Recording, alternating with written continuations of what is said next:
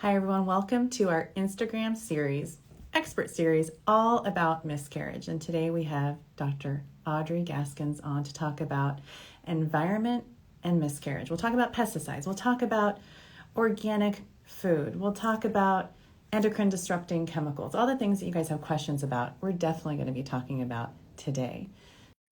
Queen. She's the one that's organized all of this. She's a fertility doctor at University of Chicago, and she's going to introduce Audrey to us. And here's Dana. Hi, Dana. Thanks for being back on. It's like I just saw you yesterday. Yes. Well, thank you for having me back. Oh, I'm so excited to have you and talk about this stuff. It's near and dear to my heart as well.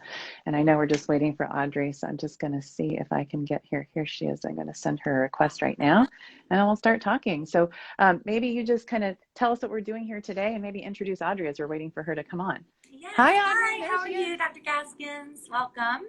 Hi, thank you for having me. Yes. Okay, so just a quick introduction again from yesterday. I'm Dana McQueen. I'm a fertility doctor at University of Chicago, and my area of interest or my area of research is recurrent miscarriage and recurrent pregnancy loss.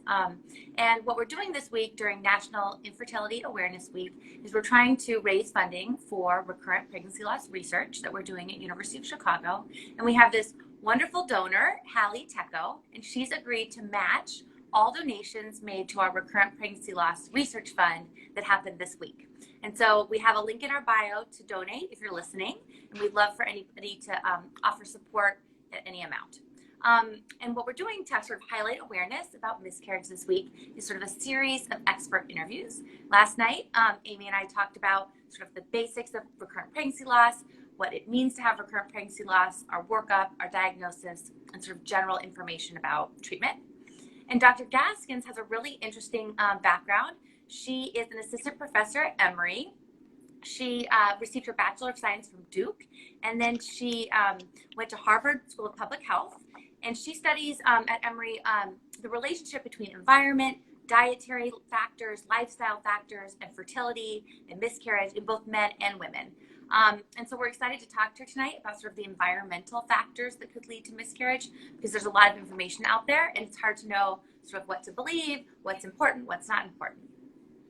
So I think one of the questions I get a lot, especially from patients, because I get questions from all over the world, is the pollution in the air and how that plays a role in fertility and miscarriage. Audrey, can you talk a little bit about that, air pollution in certain areas of the world, and maybe how that makes a difference? Sure. So that's been a really growing area of research, even just in the past 5 years. There's been studies from the US, studies from China, Europe, and they've all pretty consistently shown that couples who have higher exposure to air pollution, particularly air pollution from traffic, so exhaust from motor vehicles. Typically this happens when couples live closer to major roadways. Those couples have a longer time to pregnancy, and also among couples undergoing assisted reproductive technologies, they have a higher risk of failure, so a lower probability of live birth. So do you know, are there certain cities in the country that potentially are at higher risk? Have you guys identified particular areas of the country? So if anything, we've seen it in all regions, and even comparing countries like China, which in most cities have pollution levels that are orders of magnitude higher than most cities in the US. They've seen detriments. In the US, where we have much lower levels, we've still seen kind of a gradation in risk, suggesting that women with higher exposure have lower fertility. So it doesn't necessarily mean that like only one place is affected versus the other. But again, kind of where you live within cities, as much as you can lower your personal exposure, seems to be the most consistent way to reduce that risk. And what could I do if I live there? Yeah, go ahead, Dana. Oh, sorry, I was just thinking, how are you studying this? Like, how do you figure out where someone lives in relationship to pollution? Are you going around and doing air samples, or just figuring out where they are in relationship to highways?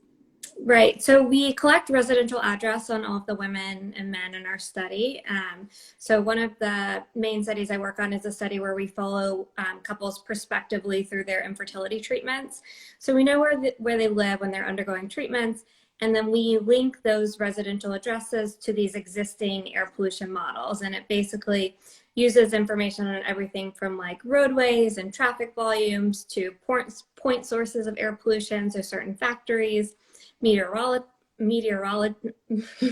weather conditions, all these different things. And so we can really kind of narrow down on a finer scale, like what somebody is exposed to, and it can differ based on like 1 kilometer distance. You know, a lot of people paint their house, their baby room. You know, I always get that question, Dan, I'm sure you get it all the time too. Like, we're painting the baby's room today. Should I worry? And there's that, you know, acute versus chronic exposure, you know, as you know, this being like your field of research, what would you say to someone who is going to paint a room and they're already pregnant or they're trying to conceive? What do you think is the best advice? Yeah, so, you know, one area where there really hasn't been much research is on indoor air pollution, and that's because we don't have as great of measures of that. We really have to take, you know, personal sampling approach, and that's hard to do on a large scale. And so, you know, with paint, we're mostly worried about volatile organic compounds, VOCs. Mm-hmm. So, you know, when I get asked this question by friends, Yeah. you know, I always recommend wearing a mask, and we all have masks now, for better or worse. But again, you know, an acute exposure like that is probably not going to be as harmful as something that's more chronic. You know, if you were employed as a painter and you did that every day, all day. But that being said, does it build up in your system over time then? I mean, it depends on the chemical. I mean, how is that happening? Yeah, so it depends on the chemical. There's some that we kind of breathe in and then we excrete pretty rapidly. And then there's other more persistent chemicals that are stored in adipose tissue and are harder to get rid of. So, you know, a classic one would be like lead in paint, which, you know, is no longer in the paint that we're using. But if you were kind of sanding a wall in an older home, that can, you know, put the lead in the air that you inhale, and then it would get into your body. Yeah, I mean, aside from moving, what can we do to reduce our risk if we're in a location that we might be exposed? Yeah, so there's a couple things that we recommend. You know, one is keeping track of the air quality in your neighborhood. And so on days where there's, you know, higher alerts and poor air quality, things like keeping your windows closed, reducing your time outdoors, particularly during rush hour and other times where there's more peak air pollution levels. You know, reducing all indoor sources. So the biggest one is not letting people smoke in your home. Also turning on the exhaust fan when you're cooking. That's another big source.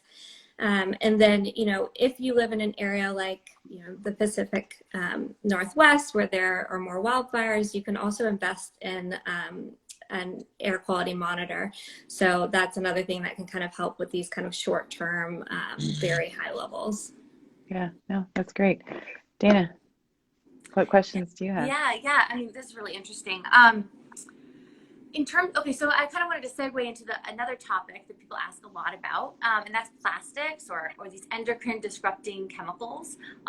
So I guess maybe our first question should be, what are endocrine disruptors, or what are endocrine disrupting chemicals? What are examples of them, and sort of how do they interfere with a woman's body or reproductive system?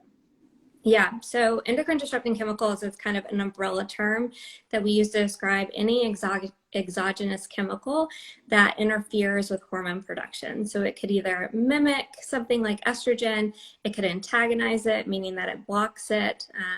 You know, estrogen is just one example, but there are plenty other reproductive hormones that chemicals can mimic as well. And so by interfering with one hormone, it'll kind of usually involve a cascade from there. And so it'll cause a variety of different health effects. Yeah, it looks like, I mean, they can even impact egg quality and the spindle of the egg. It's so interesting. So I know BPA is one example. Can you tell me a little about BPA, or what specific endocrine disruptors have you studied or you're interested in? Yeah, so we've studied a lot of what we would call more kind of short-lived endocrine disrupting chemicals. So you mentioned one of the most popular, BPA. That's largely been phased out because of the research that's come out showing that it's you know, potentially affecting various outcomes, not even, you know, exclusive to fertility endpoints. But now it's being replaced with BPS and BPF and all the other letters of the alphabet.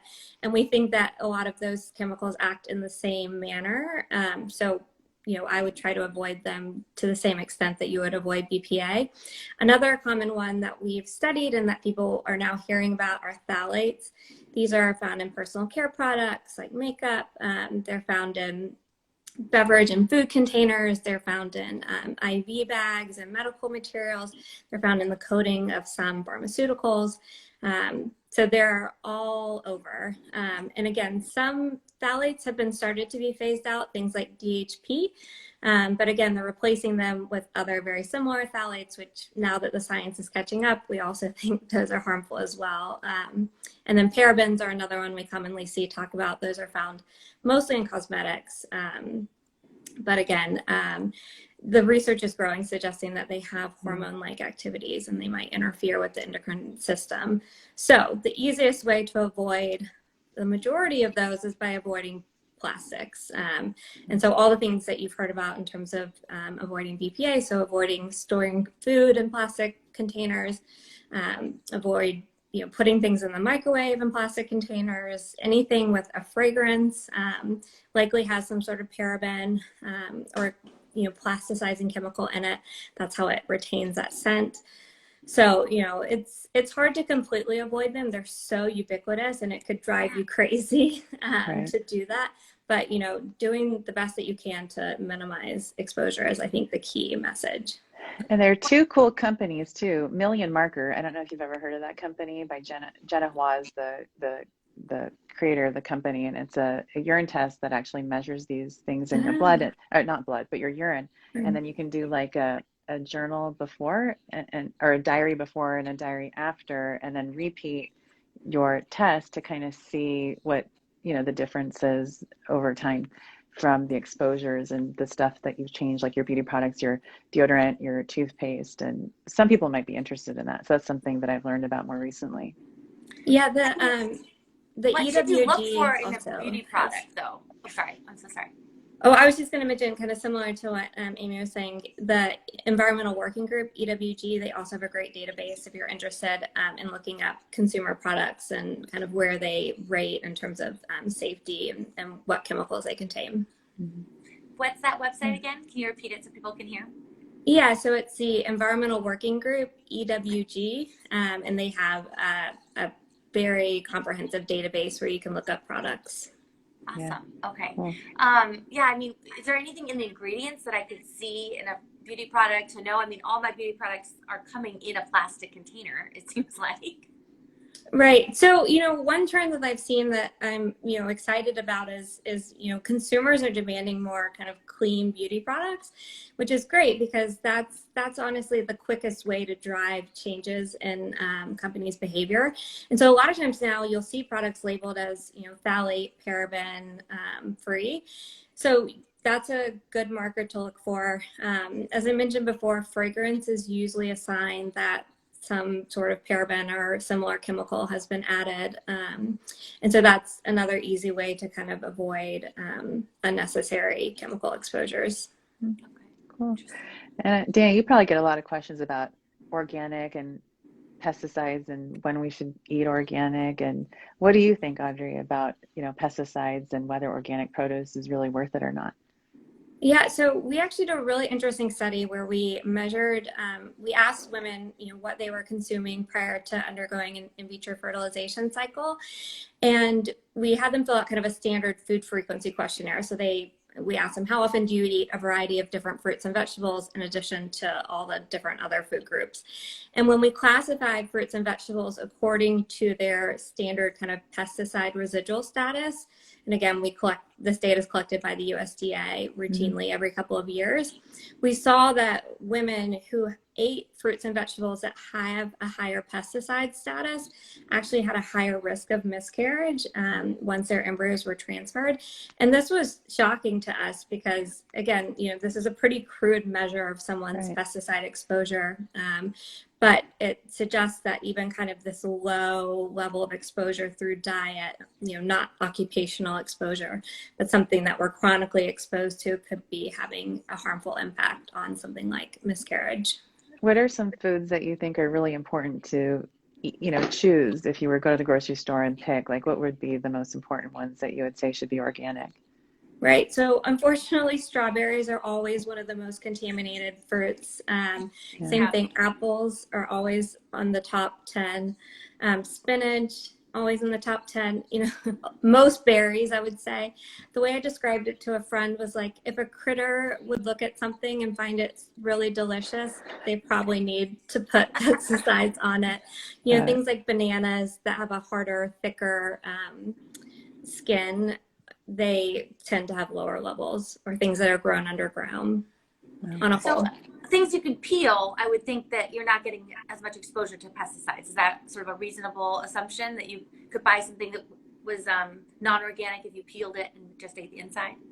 Right. But even, for example, like if you were to peel an apple, like the pesticide still gets through the skin. Okay.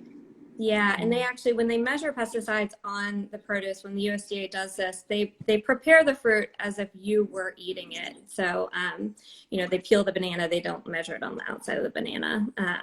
But yes, on a whole, the fruits with thicker skin tend to have lower levels. And what about washing fruits and vegetables? Does that get the pesticides off? Are we getting a lower exposure if you wash them? Yes, that definitely helps. Okay. You should definitely wash your fruits and vegetables. Yes, that will not do any harm. Have they done like experiments where you actually measure pesticide exposure in the urine and then look at pregnancy outcomes of those women? I know you said that this was kind of like what people reported having eaten, but are there like Yeah. actual biomeasures that you can make? Yep. So you can measure metabolites of certain pesticides in the urine. There, you have to be more specific about the certain pesticide you're looking for, because there are a lot of different classes. But yes, there have been studies that have shown that women who have higher levels of these metabolites in their urine also have lower fertility, higher risk of pregnancy loss. So I think we should all come together and make some sort of pregnancy kit. So like when you're trying to get pregnant, you get delivery to your house of your deodorant, your toothpaste, your toothbrush, and then in pregnancy, all your organic foods. Like, wouldn't that be awesome? I just feel like I'd that would like just that make all now. our lives. I know. I'm not trying to get pregnant. I'd No, like that yeah, now, where exactly. everything gets delivered to Exactly. my house. Oh gosh, that would be I great. know. All I was like, yeah. I was gonna say, you know, the next most common question I get asked is like, well, how long before do I need to make all these changes? Yes. Like if I want to see an impact? And that's a really hard question for us to study, because most of the research we're doing is just observational. We're, you know, measuring things in men and women, but we're not changing their behavior. And so, you know, we don't know if we were to intervene and put women on an organic diet, or, you know, reduce their phthalate exposure, you know, what that impact would be, or how long they would have to go on that intervention to see a benefit. But that's, you know, definitely an interesting question, and one I think that would really help inform patients and consumers. And then do you think that there are any supplements that people can take that can help their, if they've been exposed to pesticides or air pollution? Is there anything that they can do, like a cleanse? You know, you hear these are popular with other things. Is there something out there like that, or are those all scams? Yeah, so I mean, one thing that we've actually seen is oftentimes maintaining a healthy diet and taking a supplement that has a high level of folic acid may be able to offset a lot of the negative reproductive consequences of some environmental chemicals. So for example, with air pollution, we saw that women who consumed more than 800 micrograms of folic acid, so that's about double what the recommended daily amount is, the effect of air pollution was essentially null in those women, meaning that there was no effect. But in the women who are consuming lower amounts, it was a pretty strong negative association. Other studies have seen similar association with a higher intake of antioxidants. With birth outcomes, they've seen it with like fish and other kind of omega-3 fatty acids. So there is some suggestion that what you eat may counteract some of the bad things. Oh, that's cool. And I imagine that would be for sperm as well. So Mm-hmm. both for the egg source and the sperm source, they should both be taking a prenatal. Yep. Yeah, exactly. So, in terms of a cleanse, no, I haven't seen No. any like great literature on that, but like a standard prenatal, Yeah, yes, that's that's, always been shown to be beneficial. I think this is all great advice. Don't you think, Dana? No, this is awesome. Okay, so you said you studied some male factors too. So the impact on male fertility, or what exactly were you looking at for the male side? Right. So on the male side, we typically rely on semen quality as our proxy for male fertility, which is admittedly not the best marker. Although we also have followed, like I said, couples through their infertility treatments. And so now we have a couple studies that have also included the more kind of clinical outcomes like pregnancy and live birth following in vitro fertilization. On a whole, we found that exposure to endocrine disrupting chemicals in men, so things like phthalates, BPA, were associated with lower sperm counts. Again, as plenty of other researchers have found. But the impact on like the actual clinical outcomes following IVF were pretty modest. And so one explanation for this could be the fact that in IVF, we circumvent a lot of the male issues by using ICSI. And other techniques. And so, maybe there's less of an impact in that setting than there might be among couples trying to conceive on their own or spontaneously. But we really don't know that. That literature following men past the semen quality endpoint is very sparse. Yeah. I mean, I'd be super interested. Mostly what you're talking about is sort of this infertility population that's going through IVF. I don't know which center you're specifically working with. I think it's in Boston, right? Maybe. Mm-hmm. Yeah. So you're working with these groups that are doing IVF. Have you studied these same questions in like an RPL population? Because my population, I do see infertility patients, but I also see a lot of patients who have recurrent pregnancy loss but don't have infertility. And we like to follow them prospectively. They may not get IVF, but we're watching to see what the outcome of their next pregnancy is. Have you sort of done these questionnaires or figured out if these exposures like impact the RPL patients at all? Not specifically women with recurrent pregnancy loss, but that's a great point. I mean, there are a lot of kind of interesting subgroups of women that, there may be like a really good strong a priori hypothesis to kind of investigate this question further. Yeah. And we've done studies, like I said, in couples who are conceiving spontaneously, and they may have kind of a varying reproductive history from, nully gravid to multiple pregnancy losses, but we look at them all similarly. We usually don't have a big enough sample size of the women with recurrent pregnancy loss to really look specifically at them.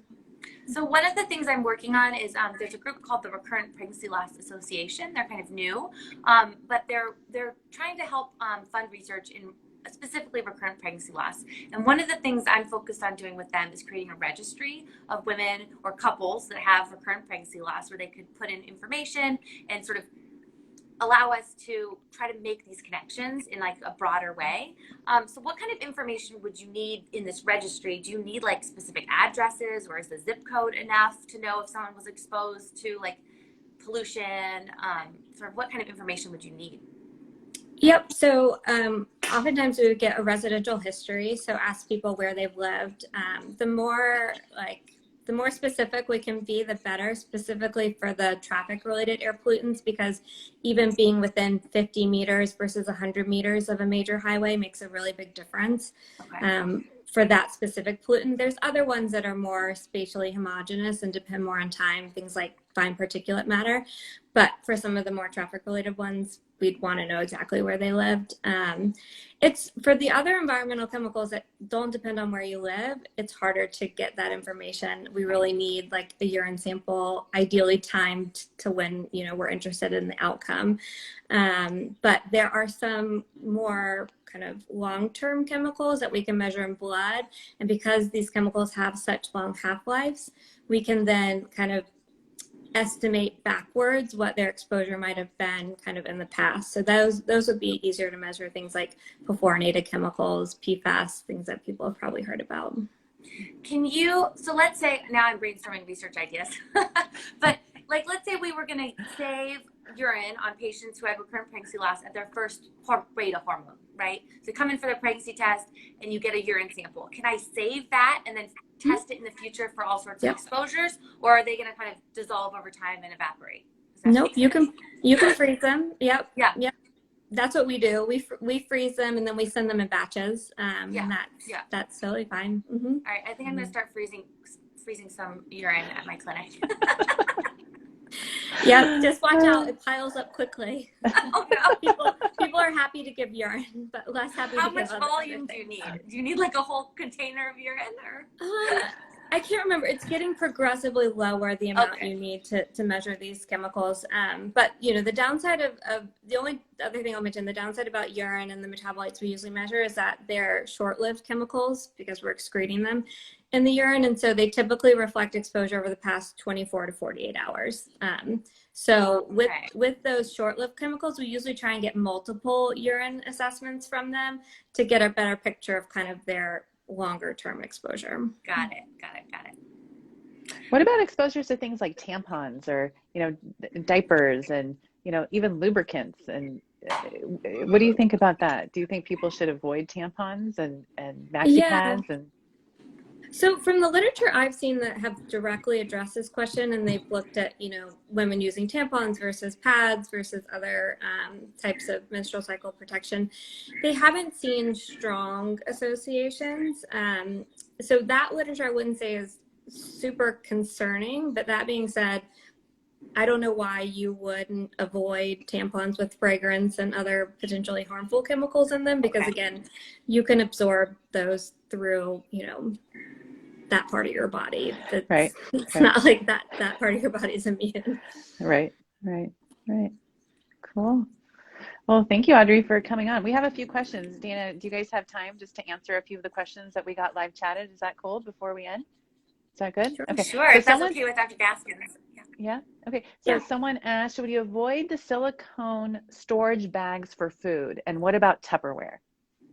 Yeah. So I silicone always is actually assumed great. silicone was okay. Yeah. Sorry. Yep. Silicone is great. So, you know, that's actually one of like the materials that we say, you know, for people to use. It's a great alternative. Same thing, glass. That's been around for a long time. That's probably one of the safest food contact materials. So silicone glass, you really can't go wrong. The other Tupperware, if we're talking about like the plastic Tupperware, Right. no, Right. unfortunately No. not. No. Okay. And what about electronics? Someone's asking, like keeping your computer on your lap. Yeah, so there was a lot of buzz about that a while ago because there were a couple of reports showing that men had lower semen quality if they kept their laptops on their laps. But that was mostly, from my perception, related to kind of the heat that was generated from the laptop because the scrotum likes to be below body temperature to produce sperm. But there's less concern, I think, about like the electromagnetic radiation. Right. Again, that literature hasn't shown to be that concerning right now. Got it. So your Wi-Fi signal isn't going to affect your fertility. Not No? that we've seen. Okay. No. Good. Good. Good. Good. And then what about hair color, bleach? What kind of role does that play when it comes to our fertility and RPL? If there's a literature out there, it'd be interesting to hear what your perspective is. Yeah, so that's a great question. We haven't addressed that, you know, specifically in our studies, but there's a lot of great literature showing, for example, that women who use those products, those hair products like the bleach and the straighteners, do have a higher burden of exposure to these endocrine disrupting chemicals, and suggesting that that might be a primary route. And then on top of that, that could be one reason for the racial disparities that we see with fertility outcomes, and particularly in non-Hispanic white versus Black or African-American women. And so there are a lot of great researchers doing work in this area and really trying to investigate that question further. So someone like Tamara James Todd is really looking at that question and doing a great job. Great. And what about Ziploc bags? Yeah, I saw that one. So that one, we would be less concerned. That type of flexible plastic is would not contain like phthalates or BPA. So that's generally fine. Oh, good. See, I didn't What know that. about like breast milk bags? Those are mostly plastic. I know that you know, patients often will store their milk in a breast milk bag. Right. Yeah. No, that's very common. So yeah. So those again are mostly fine. You know, I wouldn't heat them up, you know, super high temperatures, anything like that. But for storage, like in the freezer, those are A-okay. Fine. Okay, good. Good. Well, I think we just answered a whole bunch of questions that I usually typically get every single day. And now I can say, well, Dr. Gaskins told us this based on her research. So great. Well, thank you to both of you. Is there anything else you wanted to add before we end our live today? I guess, do you have any like take home points? I mean, my patients obviously want some like take home things that they can do that will change their exposure risk? I don't know. Do you have like your top 3 or top 5 that you would say to do? Yeah. So, I think the biggest one is, to be aware of the air quality in the place that you live, and, know that there's things that you can control in terms of reducing your exposure. Some of the things I mentioned before. So, moving is not the only option. That's something that you're exposed to all day, every day, and it's unavoidable. For the kind of endocrine disrupting chemicals, again, as clean as you can go, and knowing that this is going to be one of those processes that it's very hard to eliminate everything, but as many things as you can get fragrance free, chemical free, clean, the better off you're going to be. Awesome. Thank you so much. Thank you to both of you. Thank you for all your work. And Dana, I'll see you tomorrow night. Yes, and I'll see everyone else too. Thank you right. again, Audrey, for your time. We appreciate All right, you it and was all great you do. talking with you. Thanks again. Likewise. Bye. Take care. Bye, everyone. Bye.